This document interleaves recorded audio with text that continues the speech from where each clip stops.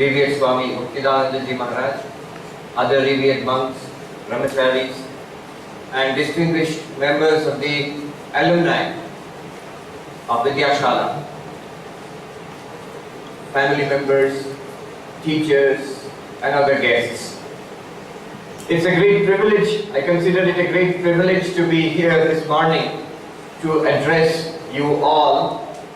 In Belur Math also, I have heard great things, not only about Vidyashala, but especially about the Old Boys Association. Just yesterday before I left, I was offering pranams to a very senior Swami, and he said, you go and see. Two things he told me, Vidyashala and the Old Boys Association, and also this venue, Rimse. I was, for about 5 years, in a teachers training college in Belur Math. It's a Ramakrishna Mission Shikshana Mandira. And there we would often talk about Rimse, and people would tell us that please send your teachers to visit Rimse also. So both the Old Boys Association of the Vidyashala and our present location, Rimse, has its glory, its heritage. And really it is a privilege to be here in front of you this morning. The subject given by Revered Maharaj is the laws of the mind and the philosophy of happiness. And of course it's a very important subject. After all, what do we want more than happiness? All of us, whether you're children or grown-up people with families or monks, even spiritual people, all that we desire is happiness. But what is happiness and how do we get it? This is something that humanity has thought about, pondered upon for ages. Today, I will lay before you a synthesis of two approaches. One approach, the latest findings, discoveries, studies conducted by positive psychologists in the United States and in some European countries, and our ancient knowledge from India, our knowledge of yoga, our knowledge of bhakti, our knowledge of jnana, Vedanta. What does it say about human happiness? What can we learn from that, and how can we apply it to our own lives? So first we go to the West, where an interesting thing is taking place. A development of a new branch of psychology. You see, there is this person, a Professor Seligman, Martin Seligman, and those who are involved in psychology, they know his name. He was the president of the American Psychology Association, a very powerful body, for a few years at the beginning of this century. And he is most well known for his books on positive psychology, especially happiness. There's a book called Authentic Happiness, which he wrote, and it became a bestseller. He has worked on this field for many years, and he's a very humorous man. I've never met him personally, though I've been in correspondence with one of his students. And just by the way, it's interesting, that student, an Indian person of Indian origin, he wrote to me that, Swamiji, I've seen some of your videos, and I mentioned you to Professor Seligman, that there is an Indian monk who incorporates your findings into his studies, into his expositions. Whereas Professor Seligman is a very humorous person. One talk which I saw, a video recording of a talk, he began the talk with an interesting joke. And I would like to tell this to you today. Somebody asked him, he said that a reporter, CNN, asked me, Professor Seligman, what is the state of psychology today? You are an eminent psychologist, what is the state of psychology today?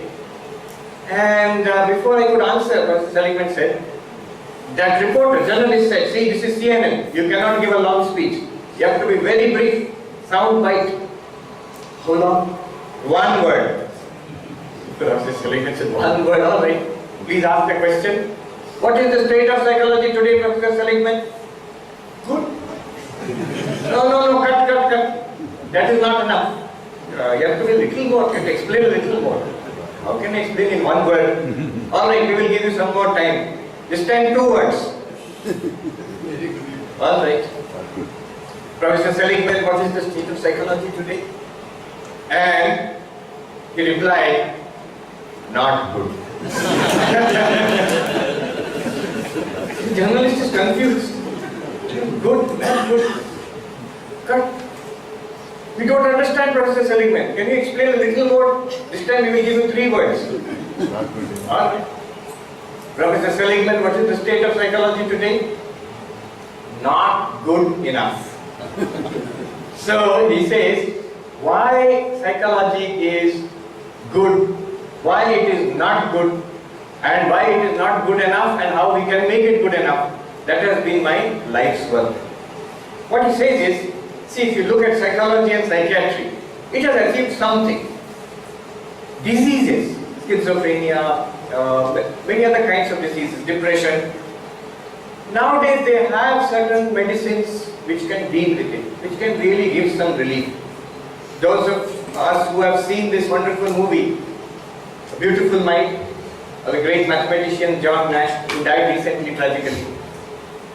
He suffered such a lot, and one psychiatrist told me, today if he had been alive, we could have taken better care of him. He suffered from mental illness, but he got a Nobel Prize for economics. Now today we have achieved that much progress in psychology that we can treat some diseases. But on the other hand, state is not good. Why? Professor Seligman says, see, all throughout in Western psychology we have been concerned with disease, depression, madness, how to deal with this and how to make it a little better. But what about human strengths? What about happiness? What about strength of character? What about the potential of the human mind? We never thought about that, never worked on it. So psychology and psychiatry, as if it is concerned only with illness or only with madness. So what about the positive side of human nature? What about human strength? Not just human weakness. So this Professor Seligman said, I made it my life's work to work on the positive side of human nature, not on the negative side, not on the side of sickness and illness and weakness. And when he became the president of the American Psychology Association, a powerful body, what he did was, and this is the important part, because they control the grants, research grants and all that, he said we will encourage studies in positive psychology. We will encourage studies in human happiness, scientific study, not just feel-good books, Dale Carnegie type of books or Stephen Covey type of books, not just that, serious scientific study in human happiness. And that led to the development of a new field which is now academically accepted. It's called the field of positive psychology. Last 10-15 years there has been the boom in this field, and some Indian departments also, Department of Psychology in some universities, they have positive psychology, they have incorporated into their courses. Now there are textbooks which are available on positive psychology.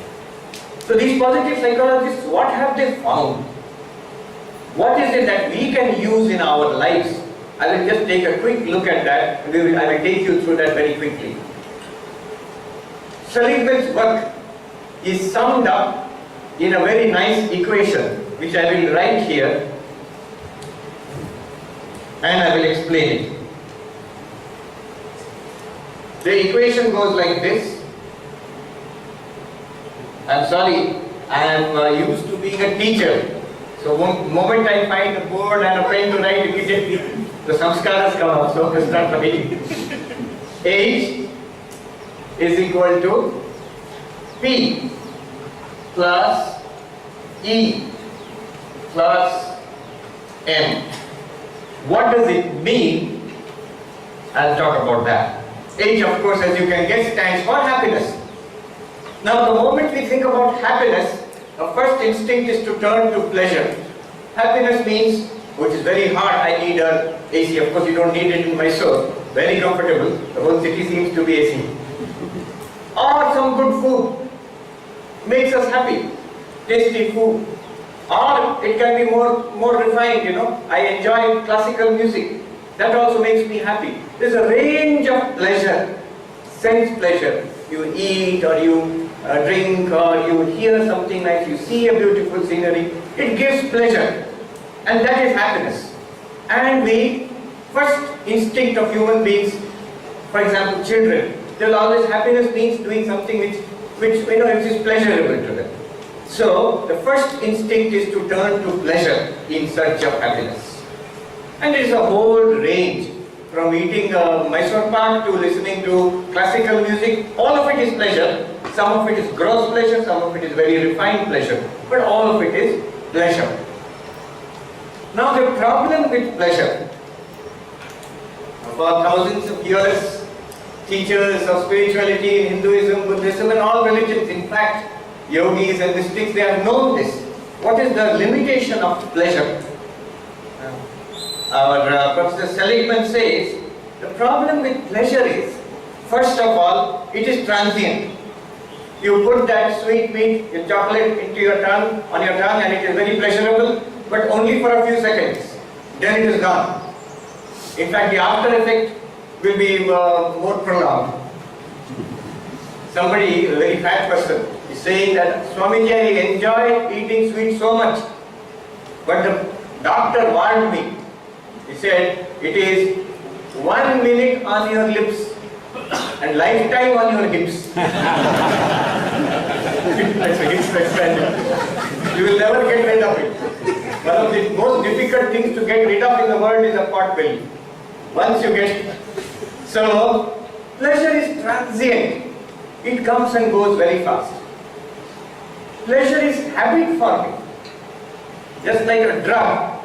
That same thing will not give you so much pleasure later on. Imagine a little toy, simple toy. I've seen children, poor children on the roadside, abandoned tire or a wheel or a tire. They will chase it, it will go round and round, and they will chase it, and so much laughing and joy.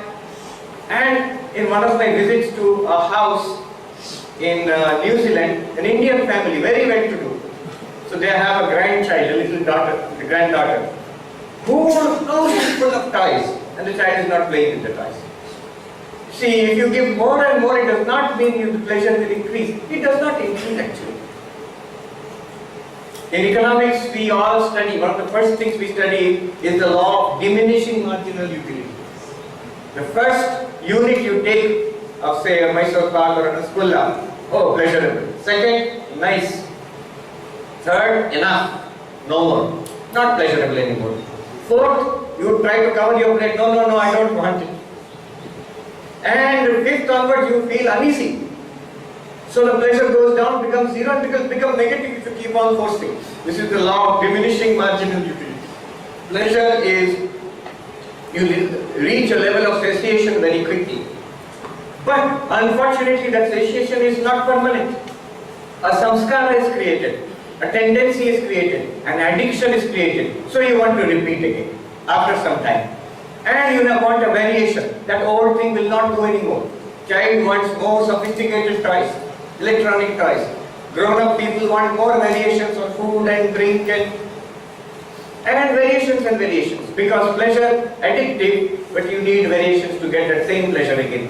So much like a drug. People in drug addiction have the same problem. The great English novelist, Somerset Maugham, he put it very beautifully. He writes in a book that if you single-mindedly chase pleasure, very soon you find nothing pleasing anymore. If you single-mindedly chase pleasure, very soon you find nothing pleasing anymore. So pleasure has a limit. It gives some happiness, but there are so many limitations of pleasure. Luckily, there is another source of happiness. Seligman says he discovered it in talking with people of all walks of life. Much greater source of happiness. He calls it P is for pleasure. He calls the next one E, engagement. Engagement. Job, career, hobby, engagement. It's not pleasure, it absorbs you. You are engaged in that. That gives happiness. And much more happiness. Just think about it. All of us here are mature. How many of us spend the whole week chasing pleasure or partying or having fun? Only maybe a few children or teenagers might do that. Once you grow out of a certain age, most of your time is spent in work. Either in the house or in the office or in the community. It is engagement. which takes up most of our time, not pleasure. And in engagement in your job, you will be very lucky if you find an engagement which you enjoy, which you find absorbing. You will find one characteristic of successful people in any field of life: they enjoy the work they are doing. They enjoy the work they are doing. It absorbs them. And this is what Seligman calls engagement. It may be a corporate executive, it may be a software engineer, it may be a teacher, it may be a housewife and a mother. But the common thing to all of them is their main source of happiness is their engagement. If they enjoy the work that they are doing. If they do not enjoy, then they are very unlucky. Because most of the time they will be engaged in this work, and if they do not enjoy it, it will be a source of unhappiness and frustration. So engagement, if you are lucky enough to find it, is a great source of happiness. Much greater in fact than pleasure. Those who do not find so much happiness in the jobs, they may find it in the hobbies, for example. So somebody plays a game. The difference between pleasure and engagement is like this. If you watch a cricket match on TV, it's pleasure. And if you play a cricket match with old boys maybe, which is engagement. The game which you play may not be of that quality which you are watching on the TV. They are expert players. But you will find more pleasure and happiness in playing that game with other friends. Because the difference is passive pleasure, watching TV, and an active engagement, where you are challenged, somebody is bowling and to return you have to hit the ball. This engagement of your faculties, that gives more happiness than pure passive pleasure, sitting down the couch potato, watching TV. Engagement is a great source of happiness. He has shown interviews, Professor Seligman, with surgeons, brain surgeon, 6-7 hour operation. Now it sounds like torture, but that person says, I don't know when time has gone, because the surgeon is so deeply absorbed in the operation. 5-6 hours has gone and he is not aware of it.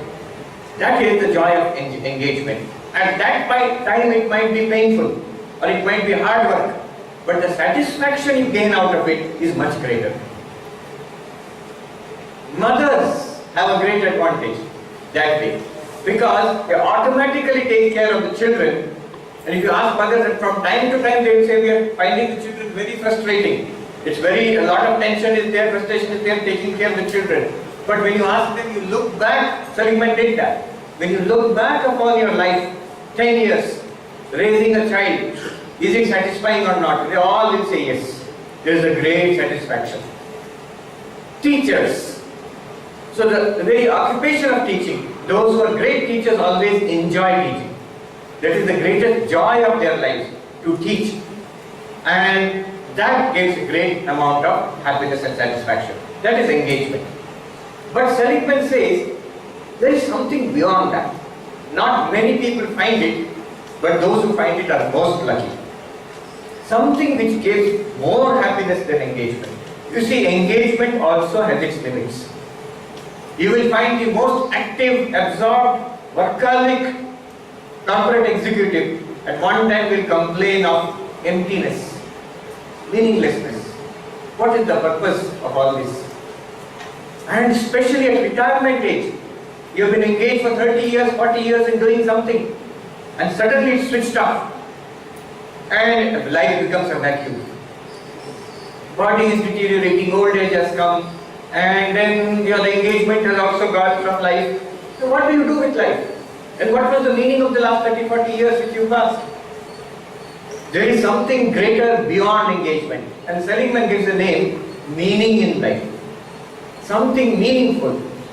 Something that is engaging, which absorbs you, may not be very meaningful. It is quite engaging to go on mountain trekking, for example, climbing a mountain. It is not pleasure, it's hard work, but engaging, satisfying, but not very meaningful.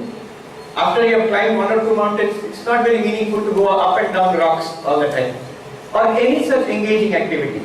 Even a great corporate career or even an academician, meaning in life. I remember just today in the morning, Reverend Maharaj was quoting Sureshanandaji about the limitations of scholarship. And I remember the story which I will share with you now. Great scholar finds deep engagement in study. And we have seen such people. Throughout their life, they have cultivated knowledge in science and philosophy and literature, whatever. Now, I met one day, few years ago, a great philosopher. He is one of the greatest living Indian philosophers. And this person, he has mastered, he has made a name for himself in Western philosophy also, in phenomenology. He is still alive, I will not take his name. Very advanced age. He told me in Institute of Culture, after a lecture he was presiding, after that, during tea time, he told me, Swamiji, I am feeling depressed. Why, sir? You see, I had this stroke. Now my mind has slowed down. I am forgetting so many things. Now imagine what a great blow it is to a scholar. Like a multi-millionaire or billionaire who has accumulated money throughout his life. If he loses that money, it's like his life's work is going away. Similarly, a scholar who has accumulated knowledge throughout his life, if memory starts failing, mind is not working sharply enough, it is like the treasure he has accumulated throughout his life, which is going away. And naturally he feels depressed. Yesterday, Mr. Karthik was sharing with me the aviation history of Bangalore. We were driving through Bangalore and how I think Kingfisher and Deccan and all they started in Bangalore. Now, there's a problem with the airline industry. I read a joke recently which says, how do you become an airline multimillionaire, aviation multimillionaire? How do you become an aviation multimillionaire? Because you have to start off as an aviation multi-billionaire. Once you enter the industry, you will become a multi-millionaire, lose your money. When a scholar loses his scholarship, his knowledge, naturally he feels depressed. Now I remembered something very interesting. There was a very senior old monk in Belur Math, who has passed away now, Swami Mokshadanandaji. And he was extremely scholarly. He was not very well known outside the order, but those who are monks, senior monks, they know him very well. And he was very highly regarded for his scholarship in Sanskrit, in the scriptures. And as a young brahmachari, I also used to go to him sometimes with questions, and he would invariably give a satisfying reply. One day when he was old and sick, I went to him with a question, and he could not reply. Memory is not working. Now see the answer. He thought about it, could not reply. Then he said, you see, I am old and ill now. Memory is fading, those things are going away. Then with a big smile he said in Bengali, I will translate for you. He said, oh Jaat or Kaj hoega. Let that scholarship go, its work is done. It's like he has taken the butter out of the milk. No, he has got the essence of that scholarship. He has read about God all his life in the scriptures. And he has got this deep, intuitive conviction or realization, I don't know what. Now he does not need the books anymore. The joy and the bliss is within now. He says, let the books go. Let the knowledge go. Baba, I cannot answer your question, but I have no regret about it. I am in great joy and bliss. Now that is the difference, where you move from simple engagement in academics to really getting the essence of spiritual knowledge. Then I shared that story with that scholar, and with nearly tears in his eyes, he said, Swamiji, that is the actual purpose of study. That is the purpose of study. Not to master something and remember it and teach it and write books, all that is good. But to find real, true, spiritual knowledge within, that is the whole purpose. I am so glad you told me this story. Now, meaningful life. You move from engagement, very satisfying career, to something meaningful. Imagine Gandhiji. Pleasure in life, almost nothing. Goat's milk, little khadi, loincloth, when he went to meet King George. No, when he went to meet the Viceroy in present Rashtrapati Bhavan, it was the Viceroy's palace at that time. And Lord Mountbatten, you know, with all medals and everything, Lord Louis Mountbatten, gorgeous dress. And Gandhiji with his little lunch cup, very frugal. Somebody asked him, why didn't you wear more clothes? And Gandhiji said, the Viceroy wore enough for both of us.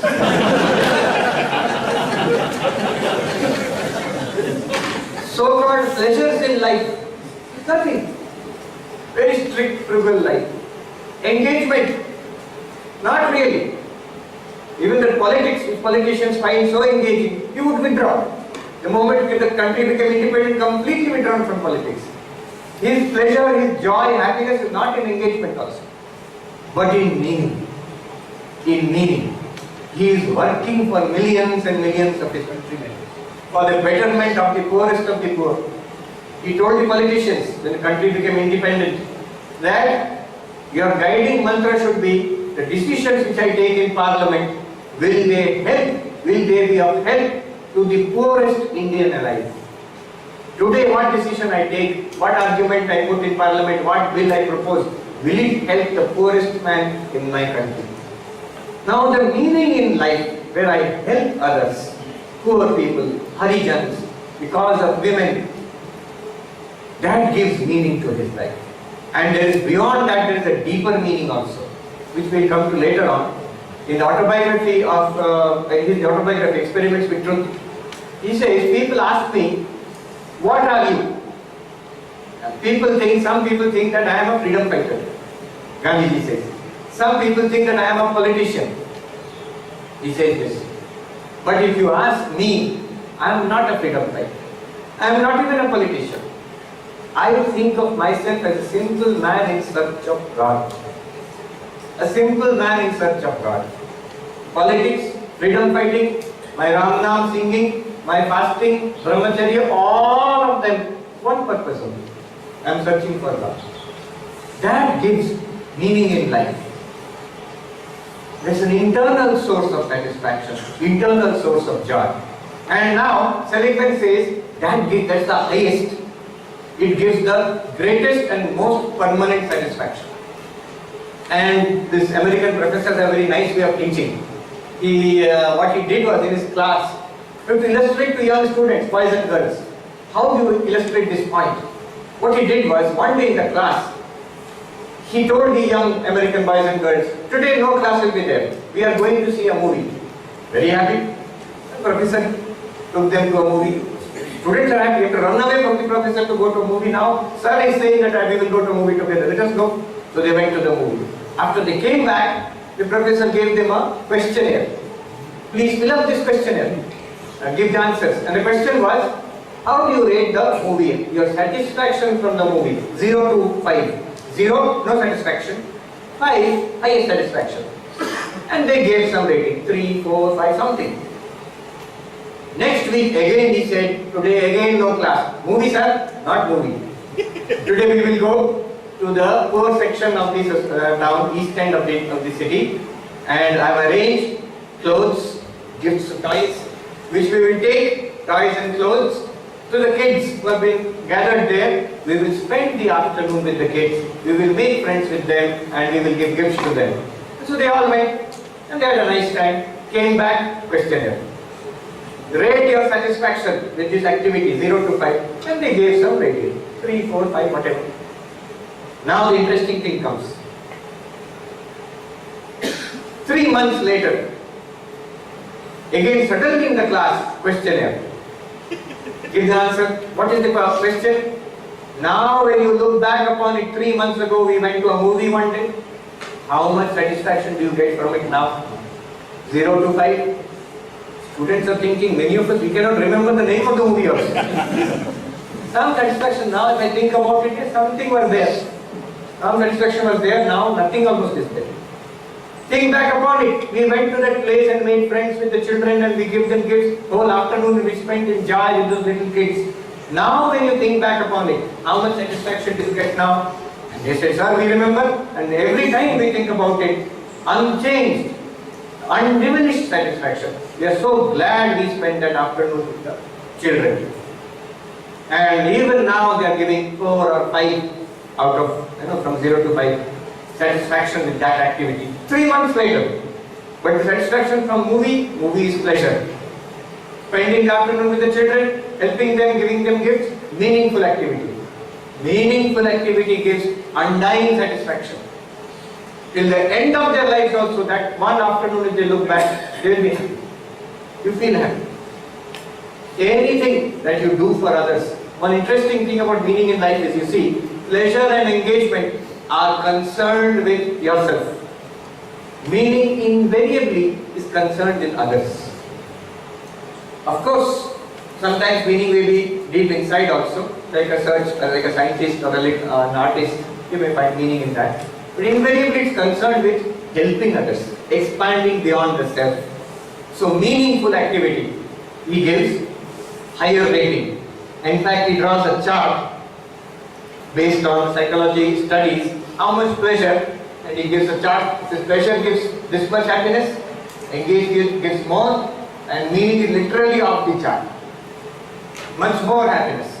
So though the 3 components of happiness are pleasure, engagement and meaning, but our focus should be more on meaning and somewhat on engagement rather than pleasure.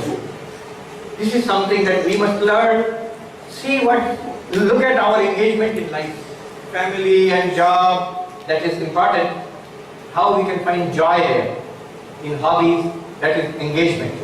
And moreover, in meaning. This today you have sacrificed 3 days to come here, including weekend.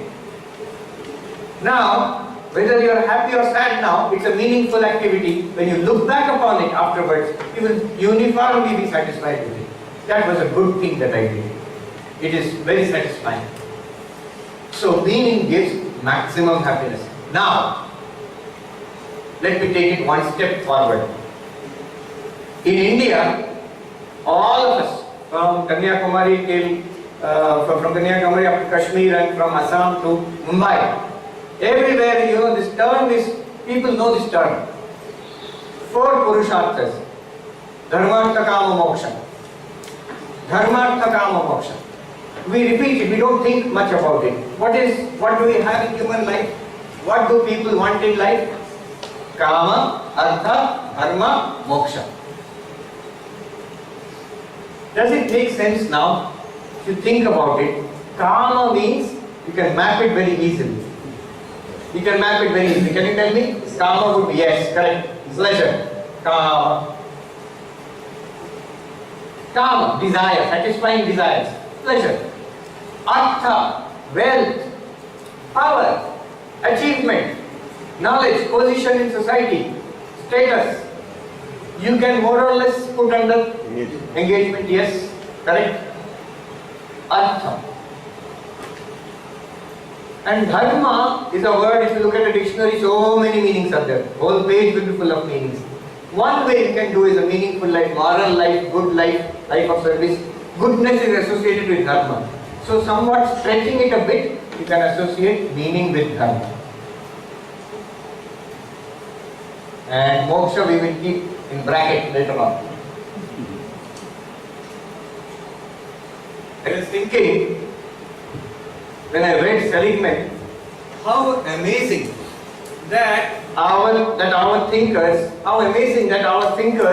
in our country, thousands of years ago, they already have that insight, which our Professor Seligman in America in 21st century is writing books about, and positive psychology and all that, such a big hoopla going on. For centuries we have had that understanding. What gives satisfaction in human life? Very clearly in our Shastras we find Kama, pleasure. More than that, Artha, satisfaction, and Artha means engagement, power, wealth, and so on. And more than that, Dharma, morality, meaningful life. Kama also is exactly the same disadvantages as pleasure. Any type of satisfying desires is Kama. People want it. Now, Purushartha here does not mean that the Shastras are telling us that you have to do it. Not necessary. It's a description of what we generally want, what people want in life, that is classified under these four. And it's quite interesting to see that when we speak, we do not say like this, Kama Artha Dharma. What do we say? Dharma Artha Kama. Automatic. Throughout the country, anywhere you say, people will say Dharma Artha Kama. Not Kama Artha Dharma. Not pleasure, engagement, meaning, but meaning first, then engagement and pleasure. The idea was that have the basis of dharma, then you can chase engagement and pleasure on the basis of dharma. You see, I did an MBA long ago, and why? Okay. Yeah, it's okay. Why I did an MBA is also an interesting story. I wanted to become a monk, and Revered Jagadhatmanji Maharaj, he visited the city in which I was staying. I was a little boy at that time. Yeah, I was a student in college actually, not really. And somebody told me the principal of the training center of Belur Mutt, Jagadhatmanji Maharaj, was now yes. He was visiting at that time. So I was very eager to go and talk to him. He understood that I wanted to become a monk. And then he said, how old are you? I was 18 or 19. So you are very young. What you do is, I tell you, you finish your studies, earn some money. When you become independent of your parents, he knows the condition of Indian children. When you become independent of your parents, with money in your hands and all that, then you ask your mind, do you want to become a monk? At that time, if your mind says yes, then you become a monk. Very good. So such a mature advice. And I did that. That's why actually I went into an MBA, so that I could quickly get a job and earn some money and quickly leave it also. So that's how I went in there.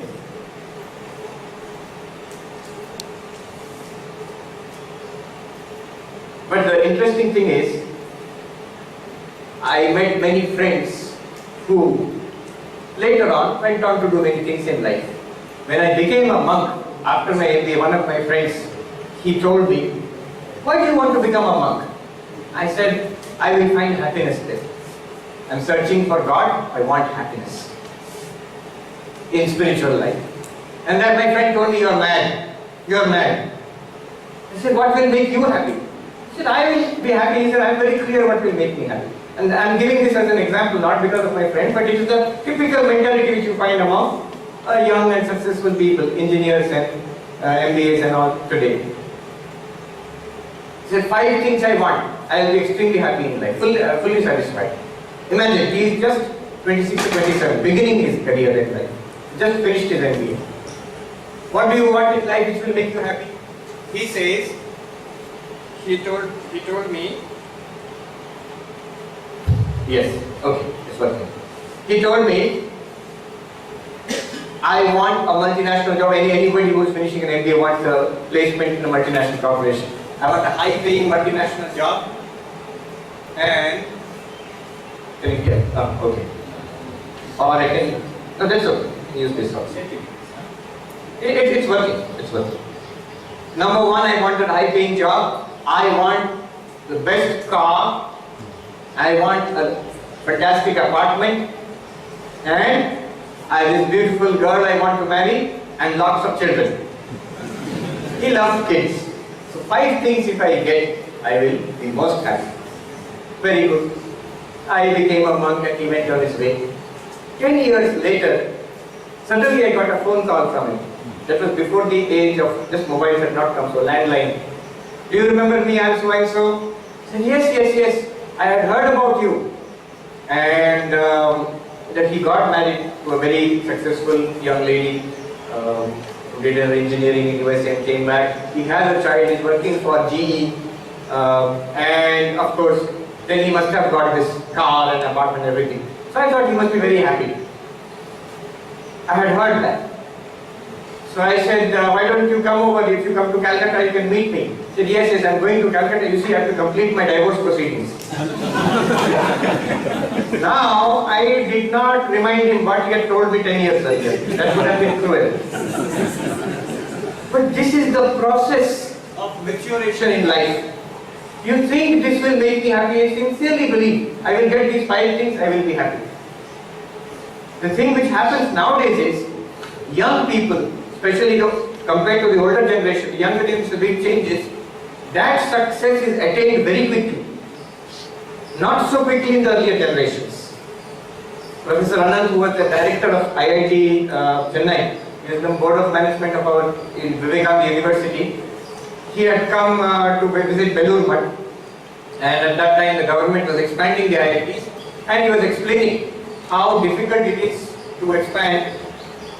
He was saying, yes, so much land and buildings and all. He said, Swamiji, land and buildings are no problem at all. We have enough money. We have enough land. Machines, buildings, land, all are possible. Students, all we can get. But the big problem is, I think some of you may know, faculty. We can't get faculty. Why not?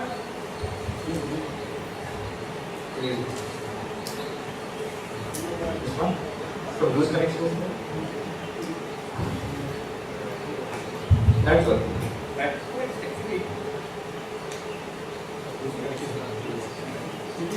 Yeah. Put it there. Correct. So you're saying that faculty is a problem. Why is faculty a problem?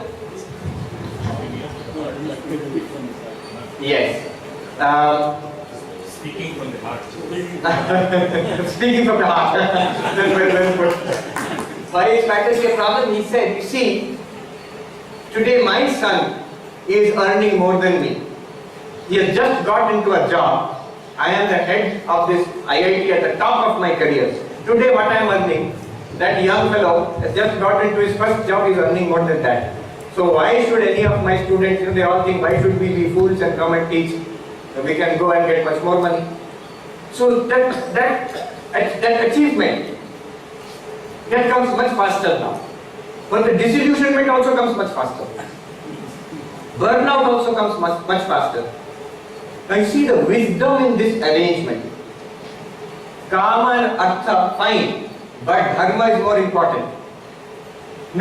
Some of my friends, they have said to me, after 10, 15 years when I meet them, and many others also of that age group, now they have jobs, they have wives or husbands, they have children, and now they come and say, many of them say to me, we now know that our lives will go in this way only. It will get, slight changes will be there, but more or less we know, fixed. And we are not getting any more meaning, money, any more enjoyment, happiness in life. How to get satisfaction in life?